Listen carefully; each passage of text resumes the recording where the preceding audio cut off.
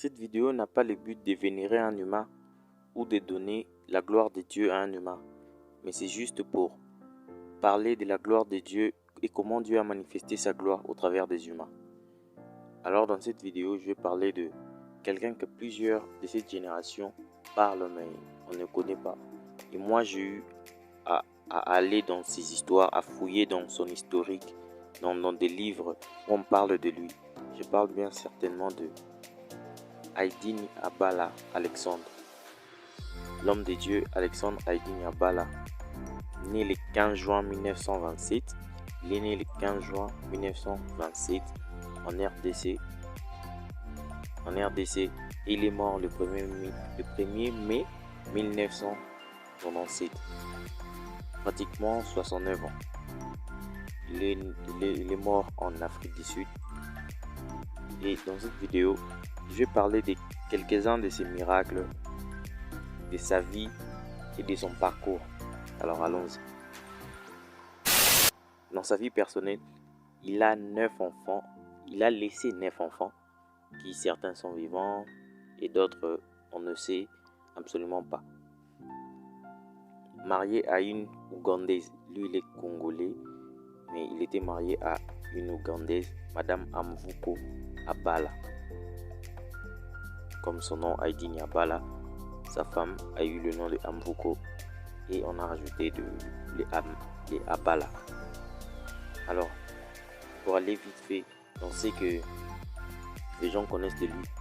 C'est que c'était un apôtre, un missionnaire qui, avant, il ne croyait pas vraiment au Seigneur Dieu.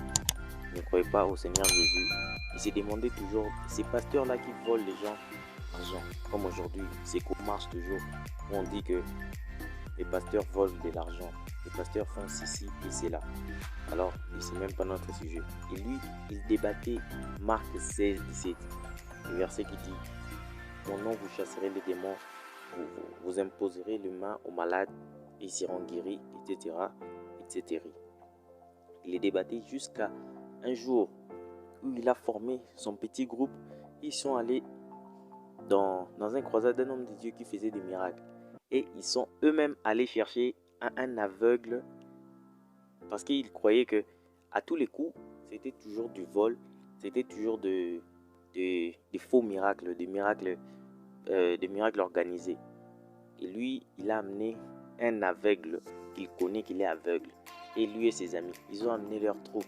Et ils ont dit qu'aujourd'hui, si cet aveugle ne reprend pas les yeux ou la vue, aujourd'hui, cette église, on va mettre du boucan, on va détruire tout. Et c'est ce jour-là qu'il a cru au Seigneur Jésus-Christ. Ils étaient dans le croisade. Et à l'heure de prier pour le miracle, vous savez, les anciennes croisades, c'était on prêche, on peut prophétiser.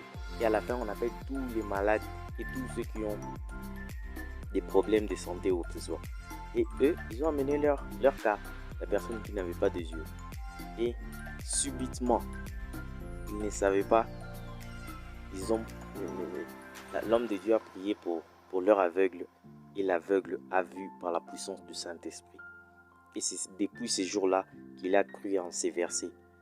Alors, pour parler de lui, quelques-uns de ses œuvres ses œuvres de puissance par la grâce de Jésus. Encore une fois, je n'essaye pas de parler de lui comme si lui est Dieu. Non. Alors, quelques-uns de ces miracles. Les premiers jours où lui il a parlé en langue, toute la salle a aussi parlé en langue immédiatement avec lui. Donc, comme on est là, quelqu'un commence rabababa et toute la salle commence à parler en langue rabababa. Donc, c'était incroyable. Et il était avec Osborne, T.L. Osborne. Je pense que plusieurs connaissent T.L. Osborne. Un grand révivaliste, un missionnaire comme lui. Haydn Abala allait dans plusieurs pays. Donc il n'était pas quelqu'un d'église fermée. Malgré qu'il avait l'église Fepakunza Memalamu au Congo, je vais d'ailleurs en parler. Mais le deuxième miracle que je peux parler, c'est que un jour, ils étaient en retraite. Donc, ils étaient tous en retraite. Et au moment de dormir après la prière, il dort. Il dort et un serpent. Vous connaissez les retraites au Congo, des fois, on part dans des montagnes. Souvent, c'est une montagne qui est à Kinshasa, là, qu'on appelle Mangengenge. Et ils sont à la montagne et ils dormaient. Un serpent est venu et le serpent l'a mordu. Il se réveilla, il regarde le serpent. Il le tua premièrement. Et les gens s'empressaient pour dire que hey, Mouzé, allons à l'hôpital. Il lui dit non, je n'irai pas à l'hôpital pour réaliser le verset de Marc 16, 17. Marc 16, 17 dit, même si vous mangez et vous buvez des breuvages mortels, ça ne vous fera absolument rien. Alors les derniers, pour ne pas parler que de ces miracles, une fois, il pria pour un mort depuis 5 ans, depuis 5 jours plutôt, un mort qui est mort depuis 5 jours. Et Jésus lui dit, va et prie pour cette personne. Dieu sait seulement pourquoi il fait des histoires. Et il lui dit, va prier pour cette personne. Après, la personne qui était morte, après 5 jours, je vous dis très bien, 5 jours, il est ressuscité. Et c'était où? C'était près d'un mosquée. Donc, les gens du mosquée étaient là en train de voir cette histoire. Et ces mosquées-là s'est transformée en une église. L'histoire que je vous raconte, c'est vraiment des gens qui sont vivants et qui ont vécu avec lui, qui ont écrit ces histoires, notamment Papa Nkelani, que plusieurs connaissent. Et les jours de sa mort, il est mort en Afrique du Sud. Les jours de sa mort, à l'hôpital, il poussa un cri fort avant de mourir. Il poussa un cri fort avant de mourir. Et dans l'hôpital, tous ceux qui étaient malades, ont été guéris par la puissance du Saint-Esprit. Je répète encore. Tous ceux qui étaient dans la salle ou dans l'hôpital étaient guéris. Et même des gens qui étaient à la morgue, ils étaient ressuscités. Ce n'est pas des histoires que je vous raconte, des histoires seulement comme ça, non. Plusieurs connaissent Heidi Nabala, c'est un revivaliste. Par la grâce de Dieu, il a vécu le mystère de la gloire de Jésus-Christ. Et les jours de son enterrement, pour finir, les jours de son enterrement, quelqu'un il est devenu pasteur aujourd'hui d'ailleurs. Le pasteur, je pense son nom c'est Danny, comme je l'ai lu là.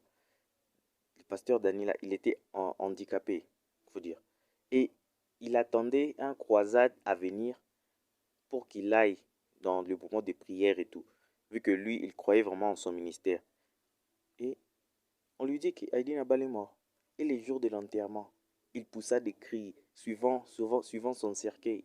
Ah Seigneur, en disant, ah Seigneur, pourquoi tu as permis que cet homme de Dieu meure avant que je reprenne la force? Et quand il toucha seulement le cercueil, ses membres des pieds ont repris, ses membres des pieds ont repris la force. Et il a commencé à marcher. Et il est devenu pasteur. Et il croit à la puissance du Seigneur Jésus. Donc, je ne vais pas trop en parler. La vidéo a déjà pris en ce moment presque 9 minutes. Je ne fais pas souvent de longues vidéos. Mais si vous aimez bien les concepts, ne soyez pas insultant seulement sur les réseaux. Dire que tu donnes la gloire à un homme qui a la photo de Jésus au milieu de tout. On ne voit que Jésus. On peut le voir comme ça parce que c'est un Dieu, parce qu'il est l'image visible du Dieu invisible. Alors si nous faisons ce genre de vidéos, c'est pas pour donner la gloire à un homme. C'est que plusieurs peuvent entendre des témoignages comme ça et ça leur donne la force de suivre le Seigneur Jésus-Christ.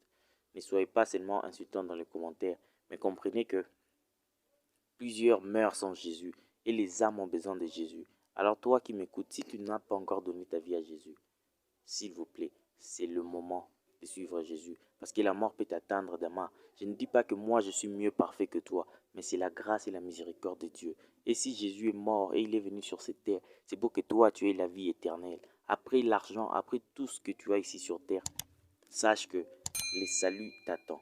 Alors toi qui m'as écouté, gloire au Seigneur Jésus de m'avoir écouté.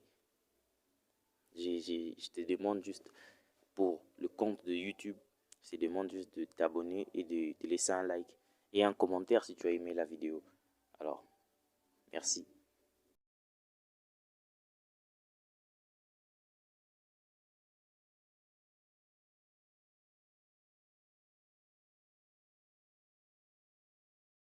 Si vous n'êtes toujours pas abonné à cette chaîne, abonnez-vous s'il vous plaît la famille.